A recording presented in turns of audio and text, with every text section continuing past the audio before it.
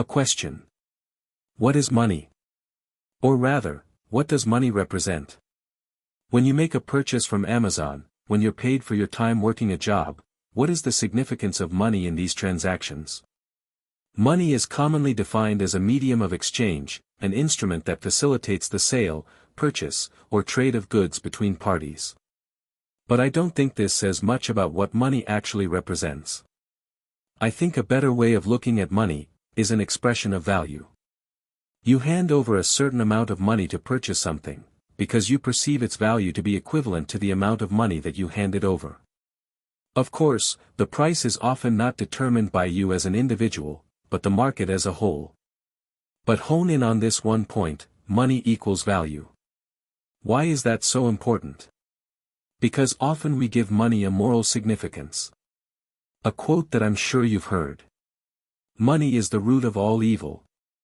We look at someone who seems to have a large amount of wealth and think, they got lucky. Who did they take advantage of to get to that position?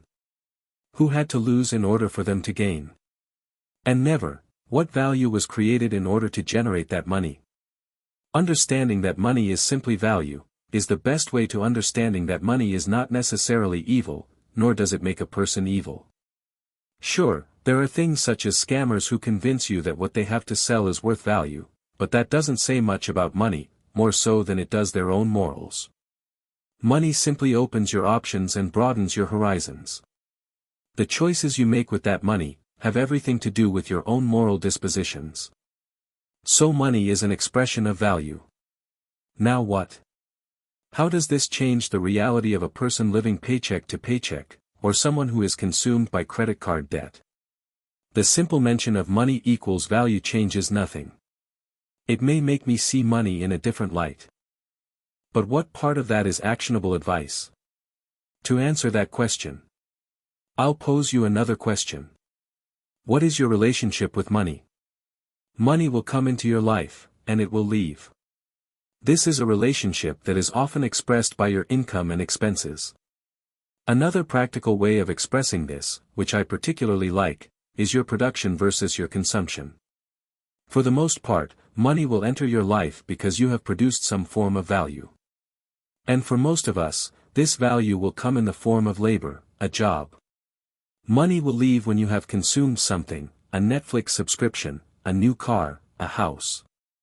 In many ways, we can look at the net worth of an individual as a metric for determining their relationship between consumption and production. Now cast your mind back to those statistics I mentioned at the start of this video. What part of the consumption versus production relationship do you think is at fault here? Consider yourself for a moment.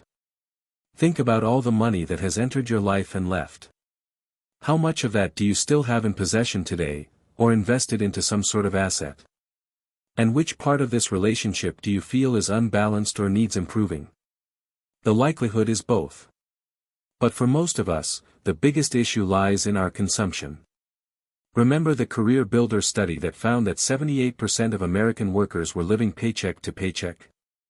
Well, it also found that of the workers who made $100,000 or more a year, 1 in 10 of them were living paycheck to paycheck. Now you could argue that someone earning 6 figures a year may still like to earn more, but when you are paid a figure that is well above the average wage and the cost of living, and yet you still somehow find a way to spend it all.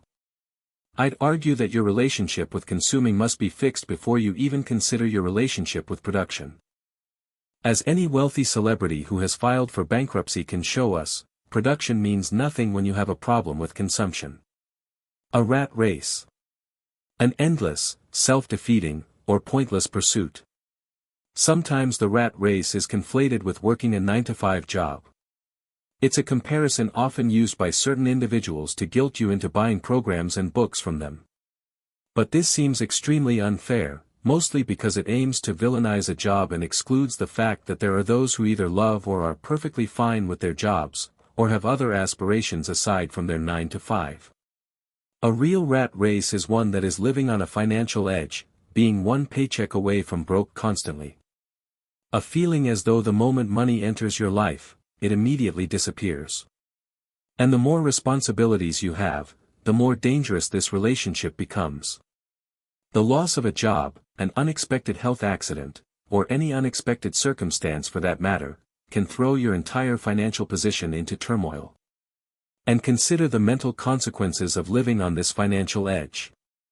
Your job no longer becomes an option, it becomes a necessity in order to keep funding your lifestyle or to keep paying off debt. To quote Tyler Durden from Fight Club, "The things you own end up owning you." What's the silver lining? It doesn't have to continue like that. The first stepping stone in personal finance will have you drawing an awareness to your relationship with money.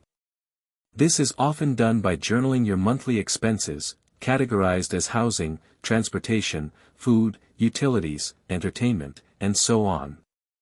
It's about understanding yourself as a consumer. But this part is tough. In behavioral finance, this feeling can often be labeled as the ostrich effect, which is our tendency to want to avoid negative financial information. It's that feeling you get when you refuse to look at your bank account after a night out, fearing what it might show.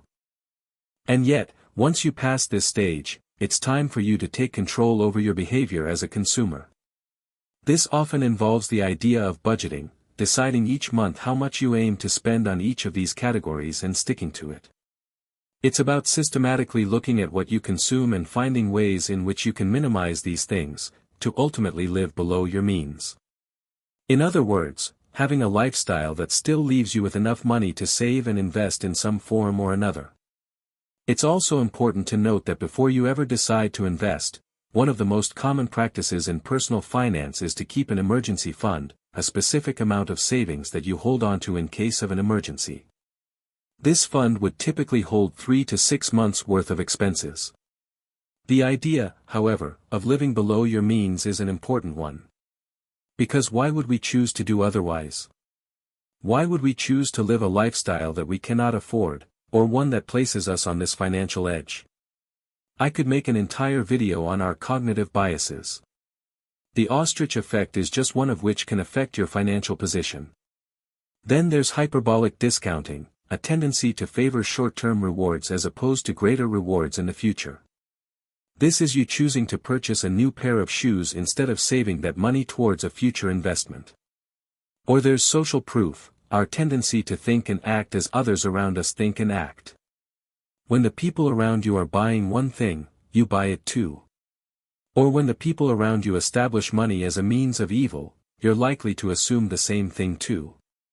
The phrase, "keeping up with the Joneses," summarizes this great problem of consumption.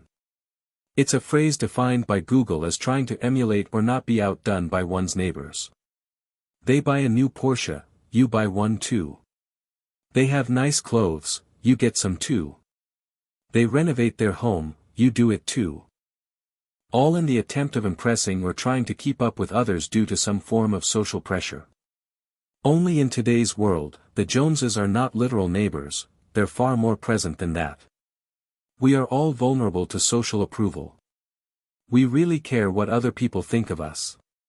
But the problem is we're measuring our self-worth by how many people like what we're posting. The governor of the Bank of Canada stated it succinctly. For most Canadians, debt is a fact of life, at least at some point. To be clear, I'm not saying that purchasing an expensive piece of clothing, jewelry, or sports car is a bad thing, nor do I think consuming is a bad thing. The aim of this video isn't to philosophize about the repercussions of a materialistic view of the world. It's about drawing an awareness to who you are as a consumer. Do you care more about appearing as though you have money, or actually having money? The rat race isn't about working a 9-to-5 job, but living life on such an edge that it means that you are chasing the next thing, whether a paycheck or a material possession, such that your greater life goals and ambitions are placed in the background in order to continue this race. A budget and keeping account of your expenses have proven time and time again to work and draw you out of this race. It's fun to talk about making money or imagining having as much wealth as possible, but what's the point when your relationship with money as a consumer means losing it all, or having to work non-stop in order to fund that lifestyle? That is the real rat race. But with all of that being said, let's talk about making money.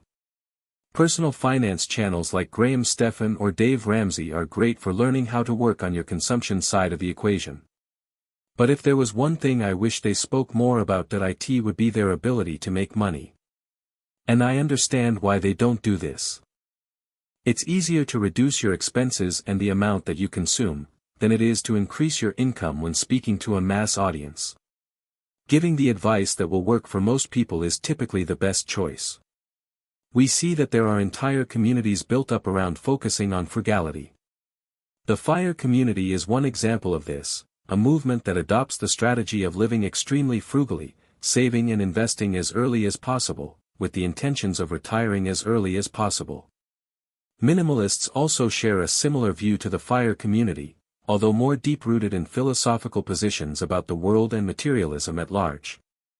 People like Graham Stephan or Dave Ramsey promote strategies that fall in the spectrum of living frugally, saving a lot of money and investing in the long run.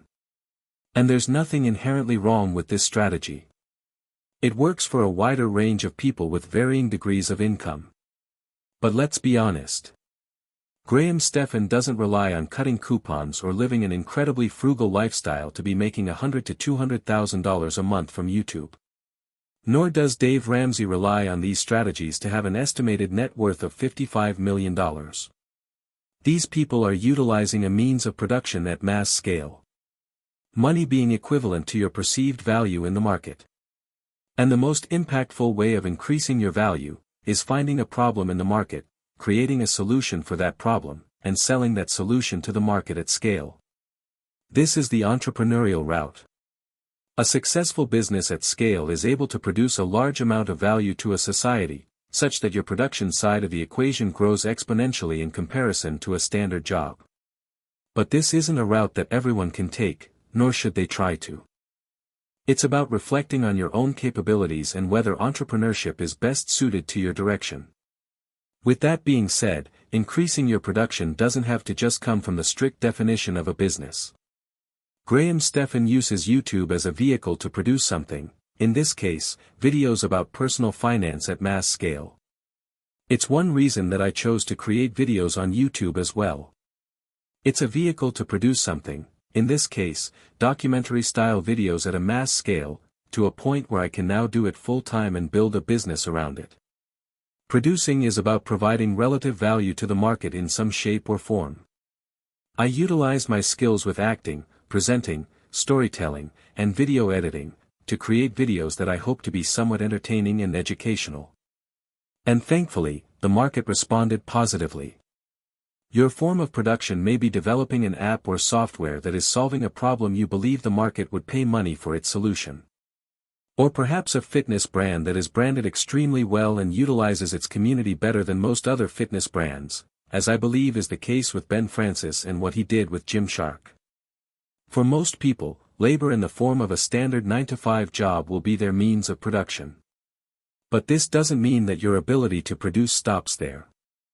Understanding yourself as a producer is about understanding ways in which you can produce value to the market. If you can produce value at a large scale, then it means earning money at a large scale. The internet has thankfully provided a great deal of opportunity for us to be able to produce something and put it out to the market. Whether the market actually wants what you have produced, can only be determined once you've released whatever it is that you've produced. So to summarize, it's first important to bring awareness to yourself as a consumer. Understanding what you purchase and why you purchase. By journaling your consumption and then giving yourself a budget to manage and control that consumption. Producing then becomes a matter of maximizing the amount of value you can bring into society, through a job, a business, or some other means of production. This is a framework that has helped me greatly, as I'm sure it's helped countless others who have a vested interest in making money. Like this isn't just sushi we're talking about anymore, like this is substantial. Yeah. And then to go from that to like this focusing, is that $170? $454. Yeah, that's insane.